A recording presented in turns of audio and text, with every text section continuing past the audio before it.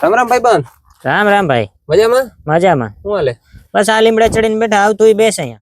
તારા ખેતરની આજુબાજુમાં લીમડાના ઝાડ કેટલા છે ભાઈ? લીમડાના ઝાડ તો મલક છે મારે હેઠે હરીએ. લીમડાના ઝાડ તો દરેક ખેડૂત ને હોય ભાઈ. એમાં ફ્લાવરિંગ અવાર કેવું ગયું લીમડામાં? ફ્લાવરિંગ એ પુષ્કળ છે ભાઈ લીમડા. હાલો ભાઈ, તારા ખેતરની આજુબાજુ લીમડાના ઝાડ કેટલા છે તારા ખેતરમાં વાડીમાં? હા, તો એમાં જે આજુ ફેરે લીંબોડી આવે ને એ પાકીને નીચે ખરે ને ભેગી કરી રાખજો. એ ભલે ભાઈ.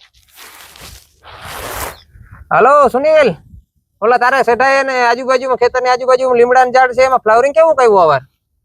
હા, સારું એવું એમ ને. તો એ જયારે લીંબોડી પાકીને ખરે ને ભાઈ, ત્યારે એ લીંબોડી છે ને બધી તું ભેગી કરી રાખજે હો. અરે ભાઈ, એ લીંબોડીનો તું બહુ સારો ઉપયોગ થાય, તું ખાલી ભેગી કરી રાખજે ને પછી મને કહેજે હો. એ ભલે ભાઈ. એ તો બધું ઠીક, ભાઈ તારે લીમડાનું લીંબોડીનું કરવું હે હું?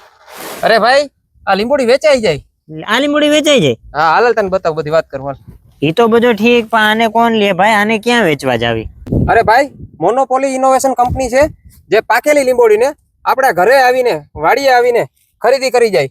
એની સિસ્ટમ એવી છે કે તમે તમારી આજુબાજુમાં જે ખેડૂતો હોય, ટૂંકમાં ગ્રુપમાં 4, 5, 10 જણા જે કઈ ગામમાં કે આજુબાજુમાં કે એના સેટાપારી આવી રીતે જે ચોખાણમાં કે કોઈ જગ્યાએ લીમડા હોય તો એ લીંબોડી ભેગી કરી અને તમારે એક ભેગી કરીને રાખી દેવાની ગ્રુપ બનાવીને પોતપોતાની લીંબોડી.